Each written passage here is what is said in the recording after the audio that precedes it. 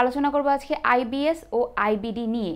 তাহলে স্যার দুটো কি জিনিস সে সম্পর্কে একটু ডিটেলস জানতে চাচ্ছি। জি, এটা হলো চিকিৎসা বিজ্ঞানের পরিপাকতন্ত্রের দুটা গুরুত্বপূর্ণ রোগের নাম। আইবিএস অর্থাৎ ইরিটেবল বাওয়েল সিনড্রোম, আর আইবিডি ইনফ্ল্যামেটরি বাওয়েল ডিজিজ। আসলে নামটা খুব কাছাকাছি এবং এখানে খুব কনফিউশন হওয়ার কথাই রোগীদের মধ্যে তো অবশ্যই।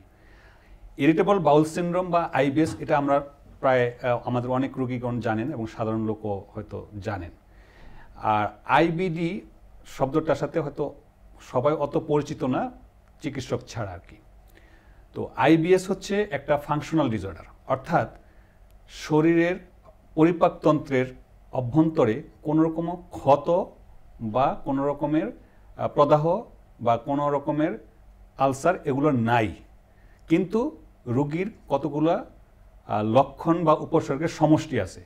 সেই লক্ষণগুলো কি? সেই লক্ষণগুলো হচ্ছে যে পেটে ব্যথা থাকবে, সেই ব্যথাটা একটা সম্পর্ক থাকবে মল ত্যাগের সাথে, অর্থাৎ পাতলা পায়খানা হতে পারে, আবার কোষ্ঠকাঠিন্য থাকতে পারে।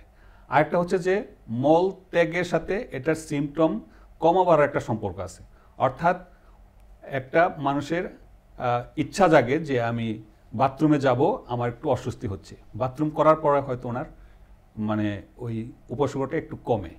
এবং এটাকে ডাক্তারি ভাষায় একটা সংজ্ঞায়িত করা হয়েছে, সেটা হচ্ছে রোম 4 ক্রাইটেরিয়া। এটা একটা ফাউন্ডেশন, এটা এই আইবিএসকে মানে চিকিৎসার স্বার্থে ডিফাইন করার জন্য, সংজ্ঞায়িত করার জন্য ক্রাইটেরিয়া আছে, যে কথাগুলো আমি বললাম এটা ইনক্লুড করে। আর ইনফ্ল্যামেটরি বাউল ডিজিজ বা অন্ত্রের দীর্ঘস্থায়ী যে প্রদাহ, সেটাতে হচ্ছে এখানে প্রদাহ থাকে অথবা আলসার থাকে অথবা তার থেকে কিছু জটিলতা সৃষ্টি হয়, সেগুলো থাকে। ইরিটেবল বাউল সিনড্রোমের মধ্যে ব্যথা সাথে মলত্যাগের সংখ্যা এবং মলটার কঠিন হবে না পাতলা হবে এটার একটা ব্যাপার স্যাপার আছে। কিন্তু ইনফ্ল্যামেটরি বাউল ডিজিজ, যেখানে দুইটা রোগ আলসারেটিভ কোলাইটিস এবং ক্রোনস ডিজিজ, সেইখানে যেটা হচ্ছে যে পায়খানার সাথে রক্ত যায়, দৃশ্যমান রক্ত যায়, রোগীর পেটে ব্যথা থাকে, রোগীর ডায়রিয়া থাকে, রোগী ওজন কমে যেতে পারে, রোগীর কিন্তু রক্ত স্বল্পতা দেখা দিতে পারে। সুতরাং এটা একটা সিরিয়াস কন্ডিশন। অর্থাৎ আইবিএস বা ইরিটেবল বাউল সিনড্রোমটা হচ্ছে রোগীর জন্য মনে হবে অনেক সমস্যা, উনি দীর্ঘদিন হয়তো মনে করছে সাফার করছেন, ওনার রোগ ভালো হচ্ছে না। আর ইনফ্ল্যামেটরি বাউল ডিজিজ হচ্ছে রিয়েলি রোগ আছে, ভিতরে ক্ষত আছে, সেটা থেকে তার দিন দিন বিভিন্ন জটিলতা দেখা দিচ্ছে। এবং সেই ক্ষেত্রে ডাক্তারের জন্য এবং রোগীর জন্য কিন্তু একটা চ্যালেঞ্জ যে এই রোগীকে ম্যানেজ করা।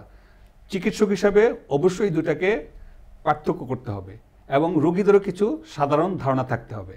অর্থাৎ যদি কারোর রক্ত স্বল্পতা থাকে, পায়খানার সাথে রক্ত যায়, ওজন কমে যায়, যদি গায়ে জ্বর থাকে, দুর্বল হয়ে পড়েন, তাহলে ধরে নিতে হবে যে এটা ইরিটেবল বাউল সিনড্রোম বা আইবিএস বলে মামুলি রোগ হিসেবে উড়িয়ে দেওয়া যাবে না, বরং ডাক্তারের কাছে যেয়ে দুইটাকে পার্থক্য করতে হবে।